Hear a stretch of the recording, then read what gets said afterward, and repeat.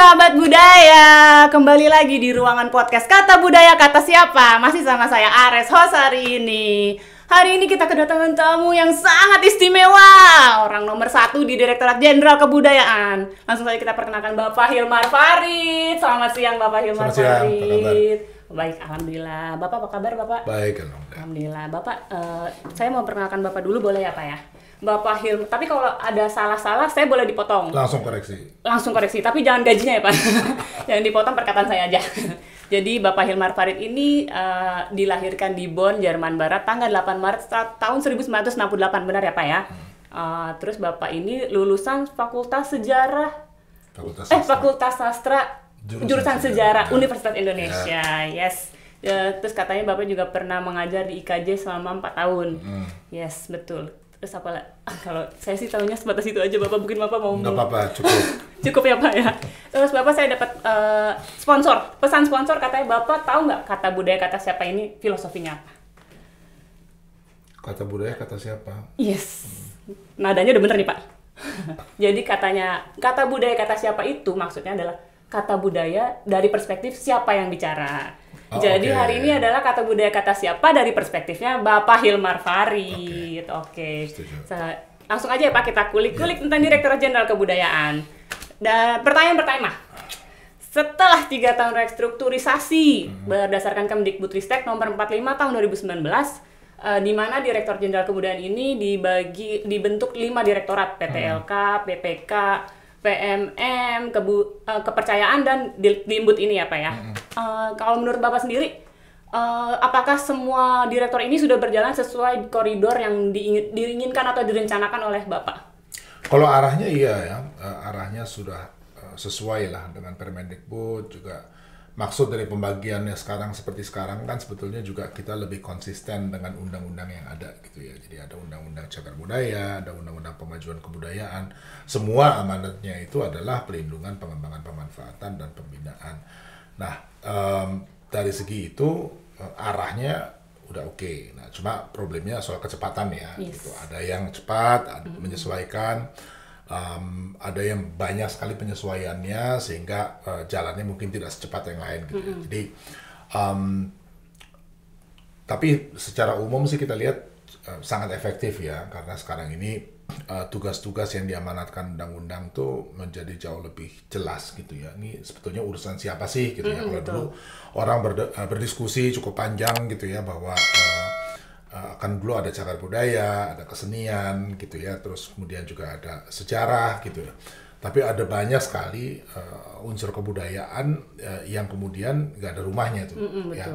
Kayak siapa tuh yang ngurusin misalnya pengetahuan tradisional, gitu. Siapa yang mengurusi soal teknologi tradisional, dan banyak sekali unsur kebudayaan yang waktu itu ya akhirnya lebih banyak udah deh diurus sama ini, diurus sama itu gitu ya, tersebar tapi nggak solid gitu. Dan dengan ada struktur baru ini menjadi jauh lebih solid. Gitu ya. Cuman soal kecepatan tadi ya, pasti masih bervariasi. Apakah menurut Bapak, apakah sudah bersinergi ini Pak, 5 direktorat ini? Oh iya, kelihatan sekali kalau di lapangan ya. Kita kan banyak sekali kegiatan cukup besar ya.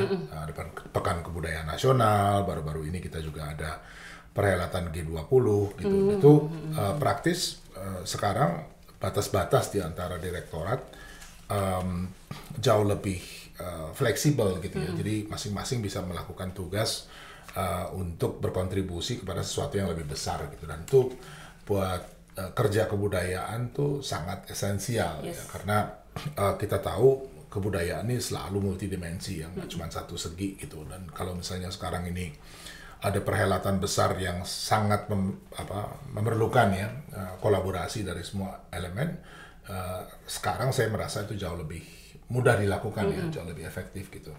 Jadi pelayanan ke masyarakatnya juga karena modal 5 bersinergi lebih baik ya Pak ya? Ya mudah-mudahan dirasakan begitu oleh masyarakat ya, karena kita yang melaksanakan nggak bisa menilai diri sendiri ya. Tapi sepenangkapan saya, layanan-layanan yang kita berikan sekarang itu efektivitasnya bisa dirasakan ya. Kayak misalnya sekarang, kalau dulu saya selalu dapat misalnya kayak orang kirim WA, kirim SMS, kirim pesan gitu ya, bahwa ada problem nih di bidang kebudayaan seperti ini. Dulu rumahnya itu karena misalnya masuk tadi ya soal-soal yang sifatnya sangat spesifik. Aduh, ini masuk ke rumah mana gitu ya. Nah, sekarang oke, urusannya apa? Pelindungan. Oke, di sini nih gitu. Dia mau kembangkan untuk karya budaya itu menjadi sesuatu yang berbeda. Udah jelas direktoratnya gitu. Itu rasanya jauh lebih efektif sekarang gitu. Misalnya kayak tenaga dan lembaga kebudayaan gitu ya.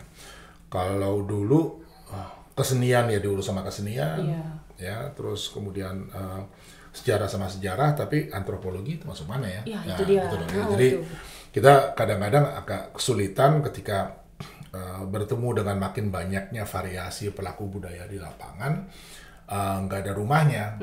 Atau ini deh, paling simple tetapi sangat fundamental. Orang teknis yang ngurusin lampu, ya, yang ngurusin sound, yang ngurusin segala macam perangkat teknis, itu dulu nggak ada rumahnya. Gitu ya, karena ya tadi gitu ya, pembagian ke dalam bidang-bidang cenderung eksklusif gitu ya. Jadi kalau misalnya di luar kesenian, baru saya nggak tahu nih, gitu ya. Kalau sekarang nggak, namanya pembinaan tenaga dan lembaga kebudayaan apapun gitu ya. Jadi ada peningkatan kapasitas untuk teman-teman yang sifatnya teknis tadi gitu ya. Asosiasi profesi juga jauh lebih mudah mencari rumahnya gitu. Jadi perubahan-perubahan itu yang memang kita desain sedemikian rupa sehingga layanan itu bisa diberikan optimal gitu ya. Terus ngomongin layanan nih Pak, kan banyak sekali, saya juga beberapa kali menerima tamu dari kayak komunitas gitu ya Pak, mempertanyakan, Mbak kita mau meminta program bantuan kebudayaan gitu kan. Ya kita mintanya kemana ya Mbak, tapi kan mereka juga, misalnya komunitasnya itu komunitas tari, di Linbud kan kita belum ada program kayak gitu ya. Nah, kita mengarahkannya, mungkin masyarakat juga supaya tahu Pak, gimana bisa mendapatkan bantuan program kebudayaan untuk komunitas gitu Pak.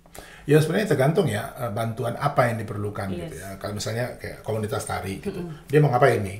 Pentas, ya, mau peningkatan kapasitas, atau dia mau belum melakukan, katakanlah misalnya belum mau pentas juga bukan peningkatan kapasitas, tapi dia mau coba eksplorasi ide gitu ya.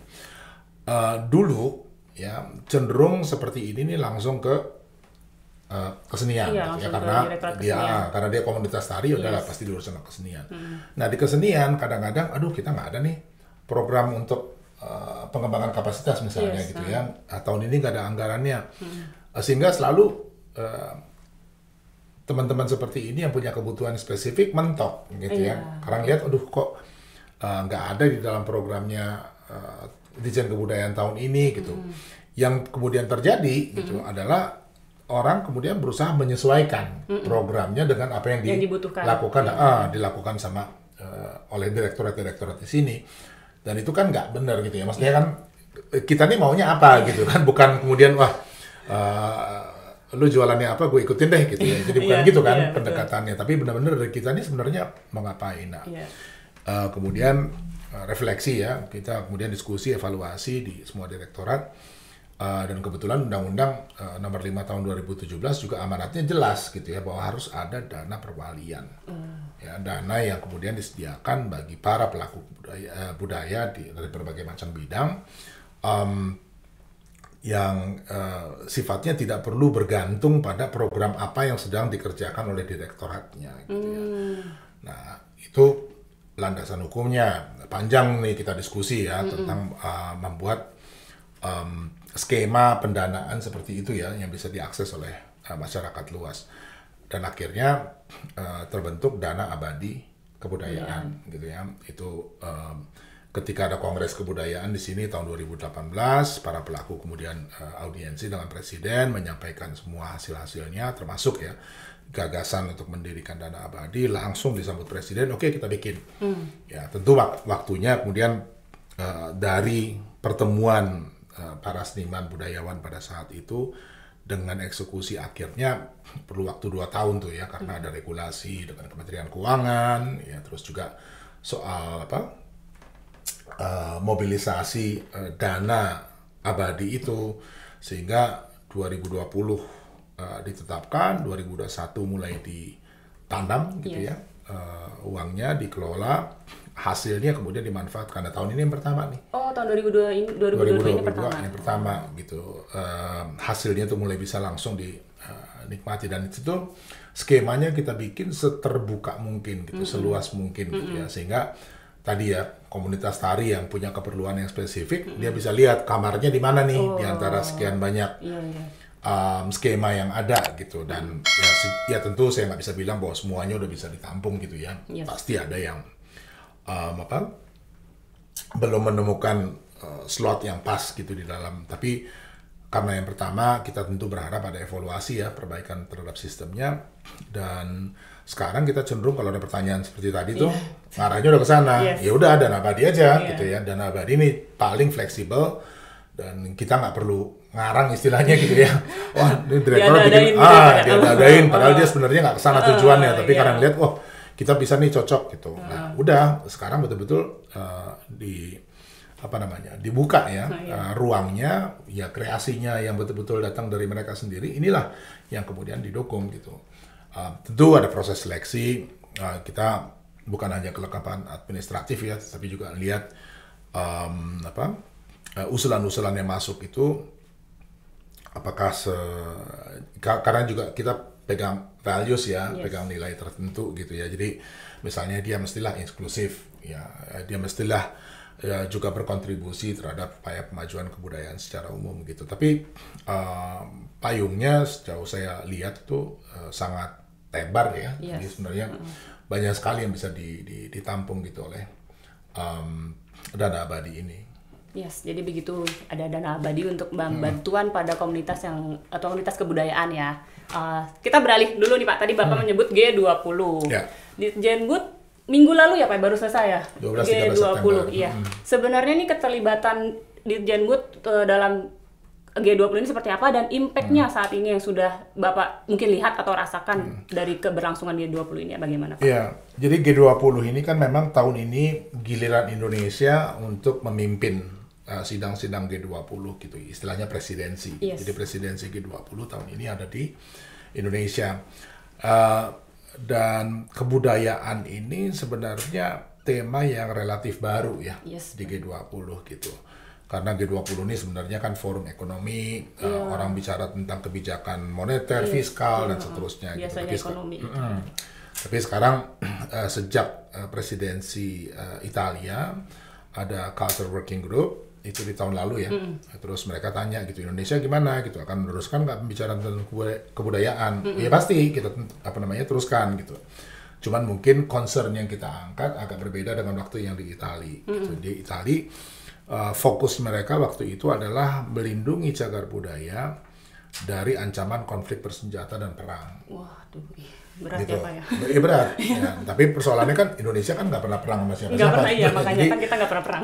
Jadi kita maksudnya kalau tema ini diteruskan, pertama di masa kepemimpinan Italia waktu itu sudah cukup jauh ya diskusinya, dan kedua kita punya concern juga di bidang kebudayaan yang sebenarnya penting untuk dapat perhatian dunia. Betul. Gitu. Dan kemudian diskusi di internal kita bawa ya di dalam beberapa putaran dengan pimpinan-pimpinan bidang kebudayaan dari negara anggota G20, dan kemudian hasilnya dua gitu ya. Jadi pertama itu menegaskan pentingnya kebudayaan di dalam upaya pemulihan global. Gitu ya. Jadi kita setelah dari pandemi mulai menyadari ya bahwa pandemi ini kan bukan satu peristiwa yang berdiri sendiri gitu ya, ada hubungannya dengan kerusakan lingkungan ya, tapi juga kemudian membuka banyak hal ya, bahwa sistem kesehatan kita ternyata sistem kesehatan modern ini ada keterbatasannya juga gitu ya. Mungkin pelayanannya canggih, tapi karena keterbatasan ruang sumber daya dan segala macam kita lihat itu ya, di sini kita juga merasakan kan orang nggak dapat tempat di rumah sakit dan seterusnya. Sementara pandemi ini kita tahu bahwa kuncinya adalah imunitas tubuh gitu ya. Itu yang sebenarnya melindungi orang sehingga tidak terkena COVID gitu. Nah, pertanyaan kemudian kebudayaan itu bisa berkontribusi apa ya Iya, di mananya? di dalam Pak? itu Iya. gitu. Nah, kita punya pengetahuan yang tradisional ya, yang pengetahuan lokal yang luar biasa. Indonesia adalah negeri dengan keanekaragaman hayati yang juga luar biasa Iya, gitu ya. betul. Jadi lihat aja ya, jamu, macam-macam herbal dan segala macam di semua suku bangsa di Indonesia ini praktis bisa ditemukan gitu. Nah, resources ini kita lihat ya sebenarnya punya peran yang sangat penting nih, kalau kita mau pemulihan global dan kemudian membentuk satu cara hidup ya yang jauh lebih sustainable lah gitu ya, jauh lebih ramah pada lingkungan, ya, jauh lebih apa namanya bisa dijangkau oleh masyarakat luas dan seterusnya gitu. Jadi itu yang ingin kita sampaikan kita di dalam pertemuan G20 itu, dan komitmennya dengan negara-negara yang hadir, ayo dong bikin kerangka kebijakannya gitu. Nah itu kesepakatan dicapai gitu ya. Jadi kita bersepakat untuk mulai coba merumuskan kebijakan-kebijakan di bidang kebudayaan yang melihat kebudayaan ini sebagai sebuah sumber daya yang sangat penting gitu ya bagi pembangunan yang berkelanjutan. Itu satu hal. Hal kedua, sektor kebudayaan ini mulai dari seniman, museum, galeri mengalami pukulan yang cukup berat ya selama pandemi. Ya, Pak, ya. Betul. Tutup, bahkan ada yang nggak bakal bisa buka lagi gitu. Jadi kita lihat nih permanen tertutup. Jadi satu sisi kita pengen ya sumber daya di bidang kebudayaan ini berperan penting di dalam pemulihan global. Yes, betul. Tapi kita tahu persis sumber daya ini sekarang lagi sekarat gitu betul, ya, sekali. sedang mengalami pukulan yang sangat hebat.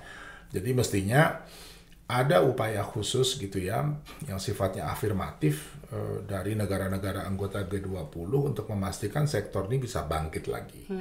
Ya, dan itu dilakukan dengan cara membentuk satu dana global untuk pemulihan sektor seni dan kebudayaan secara umum. Gitu namanya Global Fund for Recovery of Arts and Culture. Gitu. Jadi dan itu juga disepakati gitu ya bahwa oke, ini idenya bagus gitu ya, sepakat, dan kemudian apa namanya tindak lanjutnya tentu akan membicarakan apa sih modalitasnya, gimana cara kerjanya tuh, siapa yang bisa apply gitu. Nah, kita beruntung karena punya pengalaman dana abadi ini kan. Iya, betul. Jadi kurang lebih bisa bilang bahwa ini harusnya diperluas gitu ya, layanan yang kita berikan kepada komunitas kebudayaan di Indonesia bisa juga kita lakukan di tingkat global. Dan ya tentu nggak sama seperti dana abadi, perlu waktu ya untuk mendiskusikan sampai kemudian dieksekusi. Tapi ide itu, kebijakan itu sudah diadopsi ya oleh negara-negara anggota G20. Nah ini nanti di akhir minggu ini nih, tanggal berapa ya? 28, 29 sampai 30, jadi 28 sampai 30 September akan ada konferensi dunia untuk kebijakan di bidang kebudayaan. Wow. Ya penyelenggaranya UNESCO di Meksiko. Di Meksiko, dan persis ini juga yang akan kita bawa gitu ya. Jadi dua hal tadi hasil dari G20 tuh kita akan bawa ke forum itu, terutama soal dana global itu ya. Dan ingin betul ini menjadi posisi atau diadopsi ya, kebijakan ini diadopsi oleh negara-negara anggota UNESCO, jumlahnya semua 193 negara gitu. Sekali, jadi seluruh dunia. Jadi kita berharap pertemuan di Meksiko ini juga nantinya paling tidak menerima ide itu ya, gagasan itu, dan kalau itu terjadi saya kira kontribusinya juga akan sangat cukup besar sekali ya. Besar gitu. Dan itu memang gimana ya, sektor kebudayaan ini seringkali orang tuh taken for granted gitu. Artinya terima jadi deh gitu, kayaknya nggak kita perlu apa-apa juga dia pasti ada gitu kan. Dan sering dianggap ya orang nyanyi senang-senang dan segala macam gitu ya, dia nggak tahu atau sering kali diabaikan, dilupakan bahwa di balik apa yang kelihatan di permukaan tuh ada kerja keras yang luar biasa gitu ya. Nggak mudah jadi penari, nggak mudah jadi penyanyi gitu. Nggak mudah melakukan kegiatan-kegiatan yang sekarang kita sehari-hari nikmati. Jadi saya sering bilang gitu, kita nggak pernah membayangkan satu support yang sifatnya permanen untuk sektor ini. Selalu mengandaikan saja orang-orang seperti ini akan terus saja berkarya gitu ya. Padahal sebetulnya sangat memerlukan pendukungan sehingga dia betul-betul bisa menjalankan apa yang mereka kerjakan itu dengan baik gitu. Nah, saya suka bilang, apalagi waktu masa pandemi, kebayang nggak gitu kalau kita berusaha melalui masa pandemi ini, kadang-kadang harus terisolasi di rumah ya, tanpa musik, tanpa sastra, tanpa akses ke TV, tanpa semua produk kebudayaan gitu. Bisa bayangkan nggak gitu? Betul. Nah, kalau kesadaran itu ada ya, ternyata begitu pentingnya ekspresi budaya dalam kehidupan kita sehari-hari gitu ya. Mudah-mudahan ini juga membuat orang berpikir, oh iya, ya ini mungkin jangan-jangan sama pentingnya dengan banyak sektor yang sangat mendasar dalam kehidupan kita, kesehatan, pendidikan, gitu-gitu ya. Dan itu tentu tantangannya meyakinkan ya para pembuat kebijakan bahwa ini adalah kenyataan gitu ya, memang betul-betul harus kita jawab gitu ya. Dan langkah konkret itu ya seperti yang tadi kita bilang gitu ya, pembentukan dana global ini seandainya diadopsi betul-betul akan menjadi apa namanya istilahnya tuh game changing lah gitu ya, dia akan mengubah caranya kebudayaan selama ini dipersepsi gitu, dan mudah-mudahan ya ke arah yang lebih baik nanti ke depan. Berarti kebudayaan bukan cuma buat bersenang-senang ya Pak ya, tapi juga untuk sustainable yang ke depannya. Iya. Yes. Kita beralih lagi Bapak ke pertanyaan lainnya. Banyak banget pertanyaan. Ya dong Pak, kita kan mumpung ada Bapak, kita jadi banyak nanyanya Pak, maaf ya Pak ya, jangan bosan-bosan. Saya kan suka lihat medsos Bapak. Saya lihat ya di Instagram Bapak foto sama Prasasti Pucangan Pak. Itu Bapak lagi di India dalam rangka untuk mengembalikan Prasasti Pucangan itu ke Indonesia.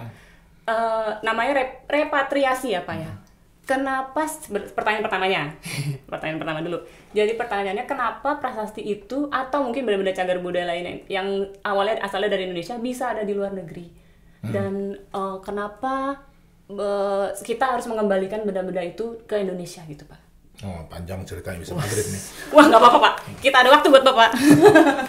Jadi prasastinya sendiri itu dibawa pergi dari Indonesia 208 tahun yang lalu. Wow. Ya, jadi 1814, lama banget. Gitu, waktu itu Inggris ya yang berkuasa di Indonesia, dan ditemukan juga oleh orang Inggris. Dan mereka membawa prasasti itu ke Kolkata. Kolkata itu waktu itu menjadi ibu kotanya India ketika dijajah Inggris ya. Untuk diserahkan kepada penguasa India pada saat itu, namanya Lord Minto. Nah, dan ini seperti biasa ya gitu. Jadi waktu itu kekuasaan Inggris di Jawa itu berada di bawah administrasinya di sini gitu ya. Jadi ini anak buahnya ingin bawa oleh-oleh gitu ya kepada si Lord Minto ini dalam bentuk prasasti gitu. Jadi pindahlah prasasti itu ke sana. Nah, di sana tersimpan di apa namanya, Indian Museum namanya gitu ya. Dan untuk waktu yang cukup lama orang nggak tahu keberadaannya gitu ya. Jadi sementara di sini para ahli gitu ya tahu ada yang namanya prasasti Pucangan yang berasal dari Gunung Penanggungan, isinya tentang Raja Airlangga dan seterusnya, tapi nggak pernah lihat barangnya. Gitu ya. Nah, setelah punya selidik, ada permintaan khusus dari kita, ini bertahun-tahun lalu nih ceritanya gitu ya, kepada pihak Indianya, tolong dong dicari ya, di mana sih itu prasasti Pucangan sekarang gitu ya. Karena ya kita ingin gitu ya agar benda yang begitu penting baik secara historis maupun secara simbolik ya buat kita tuh bisa dibawa kembali gitu. Pihak Indianya merespons, oke, kita coba cari. Setelah dicari cukup lama juga tuh, bertahun-tahun juga mereka nyari, akhirnya ketemu. Oke, ini udah ketemu gitu. Nah, sekarang waktu kemarin saya ke sana tuh sebetulnya dalam urusan G20 gitu, tapi karena sekalian terus mampir ke Kolkata, sudah lihat prasastinya, bicara juga dengan pihak museum, bicara dengan Kementerian Kebudayaan India tentang proses repatriasi gitu. Repatriasi ini kan repatria, artinya kembali ke tempat asal, ke tanah air. Nah, ketika mulai membicarakan itu, tentu harus ada proses formalnya ya. Ya, jadi setelah kunjungan kemarin kita sepakat, oke deh nanti akan dikirim tim dari Indonesia, para ahli tentang 2 hal gitu. Pertama untuk memverifikasi bahwa ya benar inilah prasasti Pucangan yang dimaksud. Gitu, ya. Kedua juga yang bisa mengurut kembali itu perjalanan prasasti kok bisa sampai ke Inggris gitu ya, sehingga nanti berdasarkan hasil kajian itu, ini kerjasama antara Indonesia dengan India ya, kita akhirnya bikin rekomendasi gitu ya, bahwa oke, ini sudah ditemukan laporan lengkap, maka rekomendasinya adalah apa. Yang saya tahu gitu di India memang ada pembatasan gitu ya. Mereka juga punya aturan bahwa benda cagar budaya yang ada di negerinya nggak bisa dibawa ke luar negeri. Kita juga begitu. Undang-Undang Nomor 11 Tahun 2010 juga mengatakan hal yang sama. Benda cagar budaya itu tidak bisa dibawa ke luar negeri kecuali untuk kepentingan penelitian, pendidikan dan kebudayaan dan seterusnya. Nah, ini juga yang tentunya akan kita dalami ya dengan pihak India. Kalau dia punya aturan kayak begitu kan juga kita nggak bisa cuma bilang, oh, udah deh abaikan aturannya, kan nggak bisa gitu ya. Jadi kita harus mencari jalan komunikasi dengan pihak Indianya, apa modalitas yang paling tepat gitu ya.